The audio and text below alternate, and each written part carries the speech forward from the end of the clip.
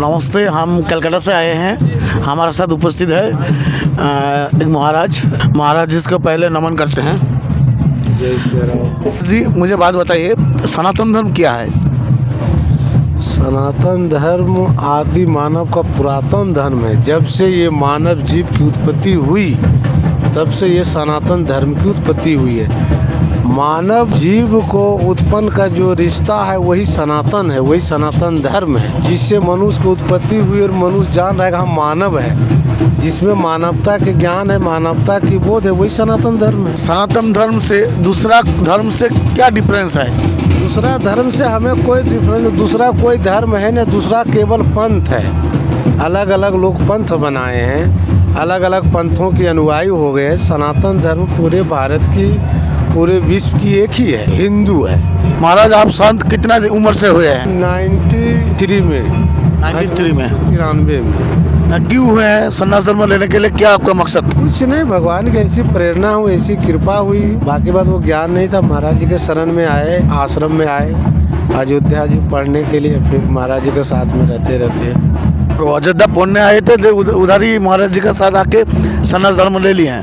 नहीं, जब हम 93 में आए थे तो 97 में साधु बने, 97। अच्छा महाराज जी, आप बताइए, बहुत सारी आदमी साधु बनना चाहता है, लेकिन साधु बनना इतना सरल तो नहीं है ना, बहुत तो कांटे का बिछाव रहता है, मैंने सुना था। साधु तो सभी लोग हैं, कोई मन से हैं, कोई वचन से है, कोई कर्म से है।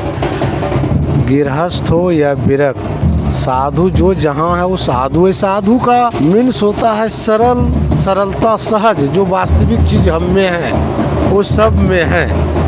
लेकिन साधु में जो साधु को जो लोग सहज अर्थ लगा लिया है कि दाढ़ी मूंछ बढ़ा के ही साधु होता है, ऐसा नहीं है। साधु का मीन्स सरल होना, जो हम सहज हैं। हमारे राम जी मनुष्य के रूप में आए तो सहज थे कि एक मानव का क्या कार्य है, एक मनुष्य का क्या कर्तव्य है, एक गृहस्थ का क्या कर्तव्य है, तो सहज है। उसी में जो साधना करता है, विरक्त रह के विशेष चीज़ को अनुसंधान करता है, सोचता है समाज के लिए, धर्म के लिए, राष्ट्र के लिए, कल्याण के लिए, वही साधु है।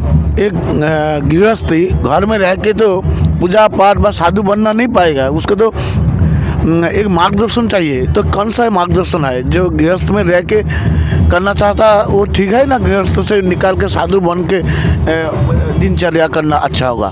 नहीं, साधु तो गृहस्थ में भी रह के बन सकते हैं। सारे समाज के साथ निर्वाह करके भक्ति कर सकता है, समाज को, जीवों को उद्धार कर सकता है। गृहस्थ में भी रह के हम भजन साधना कर सकते हैं, लेकिन ये एक एकांगी मार्ग है कि हम संसार से अलग होकर करना चाह रहे हैं। लेकिन ऐसा कुछ न, उसमें भी आप गृहस्थ में भी रह के भजन साधना कर सकता है। जो एकाग्र है, जो समझदार है, भजन को समझता है, पूर्व जन्म का उनका पुण्य है, उस साधना को समझता है, वो गृहस्थ में भी साधना कर सकता है। क्योंकि मन को, हमारी मन को कोई मोड़ नहीं सकता है, हमारी मन को कोई मार नहीं सकता है। मन एक सूक्ष्म चिंतन है। जीव को हम सता सकते हैं, उसको शारीरिक तौर पे बंधन कर सकते हैं, लेकिन मन को बंधन नहीं कर सकते हैं। वो ईश्वर का विशेष कृपा है। मन किसी के बंधन में नहीं होता, शरीर किसी के बंधन में होता।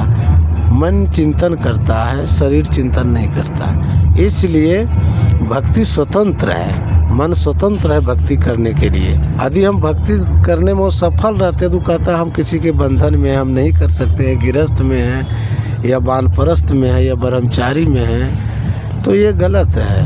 भक्ति तो कहीं भी रह के कर सकता है। मन उसका एकाग्र होना, चिंतन करना। मन किसी के बस में नहीं रहता है, शरीर किसी के बस में रहता है। शरीर से हमें कोई बांध दे अलग बात है, हमारे मन को नहीं बांध सकता। तो फिर आप तो घर में रह के कर सकते थे, आप क्यों सन्यास हुए थे? कर सकते थे, सन्यास लेके कर सकते थे, लेकिन वह नहीं करके हम इसमें विरक्त रहे। ये संसार थोड़ा अलग है, वो अलग है, उसमें मोह माया छल कपट ज़्यादा है, फिर भी उसमें रह के भी लोग भजन कर रहा है, और इसमें माया नहीं है। हम भजन पूजन इस संसार में रह के करते, अपना मोह उत्पन्न नहीं होता। हम एक बच्चे को पैदा करेंगे तो मेरे को मोह लगेगा कि मेरा बच्चा अपना है, ये दूध के लिए मरेगा।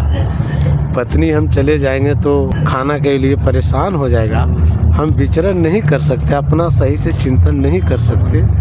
और इसमें हम खुला चिंतन करते हैं, मनन करते हैं, साधना करते हैं, और उसके पीछे हमारा किसी पैदा करेंगे तो मोह होगा, वो मोह से विरक्त हैं, वो मोह हमें नहीं होना। इसलिए लोग अलग रह के भी भजन साधना करता है।